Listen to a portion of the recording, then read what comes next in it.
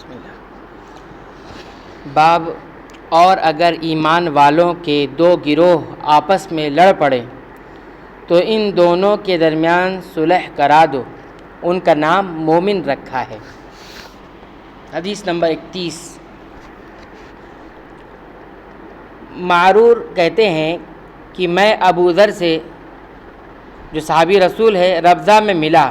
وہ ایک جوڑا پہنے ہوئے تھے اور ان کا غلام بھی جوڑا پہنے ہوئے تھا۔ میں نے اس کا سبب دریافت کیا تو کہنے لگے کہ میں نے ایک شخص یعنی غلام کو برا بھلا کہا تھا اور اس کی ماں کی غیرت دلائی تھی، یعنی اسے گالی دی تھی۔ تو رسول اللہ صلی اللہ علیہ وسلم نے یہ معلوم کر کے مجھ سے فرمایا، اے ابو ذر، تو نے اسے ماں کے نام سے غیرت دلائی، بے شک تجھ میں ابھی کچھ زمانے جاہلیت کا اثر باقی ہے۔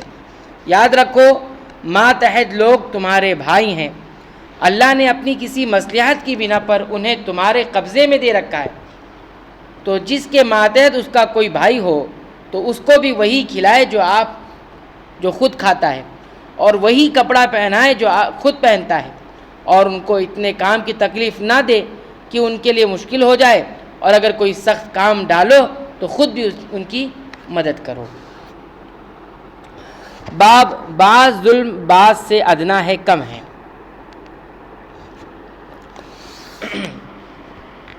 حدیث نمبر 32۔ عبداللہ ابن مسعود رضی اللہ تعالیٰ عنہ سے روایت ہے کہ جب سورۃ الانعام کی یہ آیت اتری کہ جو لوگ ایمان لائے اور انہوں نے اپنے ایمان میں گناہوں کی آمیزش نہیں کی، ظلم کو نہیں ملایا، تو آپ صلی اللہ علیہ وسلم کے اصحاب نے کہا کہ اے اللہ کے رسول صلی اللہ علیہ وسلم، یہ تو بہت ہی مشکل ہے، ہم میں سے کون ایسا ہے جس نے گناہ نہ کیا ہو، ظلم نہ کیا ہو؟ تب اللہ تعالیٰ نے سورہ لقمان کی آیت اتاری، ان الشرک لظلم عظیم، بے شک شرک بہت بڑا ظلم ہے۔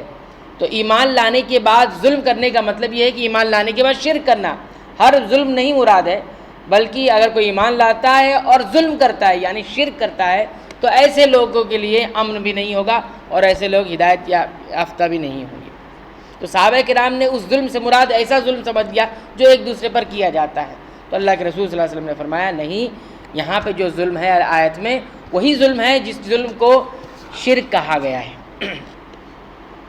باب منافق کی نشانیوں کے بیان میں، حدیث نمبر 33۔ ابو ہریرہ رضی اللہ تعالیٰ عنہ روایت کرتے ہیں کہ رسول اللہ صلی اللہ علیہ وسلم فرماتے ہیں کہ آپ صلی اللہ علیہ وسلم کی منافق کی علامتیں 3 ہیں: جب بات کرے جھوٹ بولے، جب وعدہ کرے اس کے خلاف کرے، اور جب اس کو امین بنایا جائے، امانت دار بنایا جائے، امانت رکھی جائے تو خیانت کرے۔ یہ 3 علامتیں ہیں منافق کی۔ حدیث نمبر 34۔ عبداللہ بن عمر رضی اللہ تعالیٰ عنہما روایت کرتے ہیں کہ رسول اللہ صلی اللہ علیہ وسلم نے فرمایا، 4 عادتیں جس کسی میں بھی ہوں تو وہ خالص منافق ہے، اور جس کسی میں ان 4 میں سے ایک عادت ہو تو وہ بھی نفاق ہی ہے، یعنی نفاق کی ایک علامت اس میں ہے، جب تک اسے چھوڑ نہ دے۔ وہ یہ ہے، جب اسے امین بنایا جائے تو امانت میں خیانت کرے، اور بات کرتے وقت جھوٹ بولے، اور جب کسی سے عہد کرے تو اسے پورا نہ کرے، اور جب کسی سے لڑے جھگڑا ہو تو گالیوں پر اتر آئے۔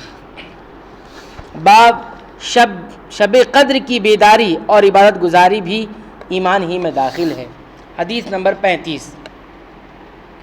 ابو ہریرہ رضی اللہ تعالیٰ عنہ فرماتے ہیں کہ رسول اللہ صلی اللہ علیہ وسلم نے فرمایا، جو شخص شب قدر ایمان کے ساتھ محض ثواب آخرت کے لیے ذکر و دعا میں رات گزارے، اس کے گزشتہ گناہ بخش دیے جاتے ہیں۔ باب جہاد بھی ایمان کا جز ہے، حصہ ہے۔ حدیث نمبر 36۔ ابو ہریرہ رضی اللہ تعالیٰ عنہ بیان کرتے ہیں کہ رسول اللہ صلی اللہ علیہ وسلم نے فرمایا کہ جو شخص اللہ کی راہ میں جہاد کے لیے نکلا، اللہ اس کا ضامن ہو گیا۔ اللہ تعالیٰ فرماتا ہے، اس کو میری ذات پر یقین، میرے پیغمبروں کی تصدیق اس نے کی، اس سرفروشی کے لیے گھر سے نکالا ہے، میں اس بات کا ضامن ہوں کہ یا تو اس کو واپس کر دوں ثواب اور مال غنیمت کے ساتھ، یا شہید ہونے کے بعد جنت میں داخل کر دوں۔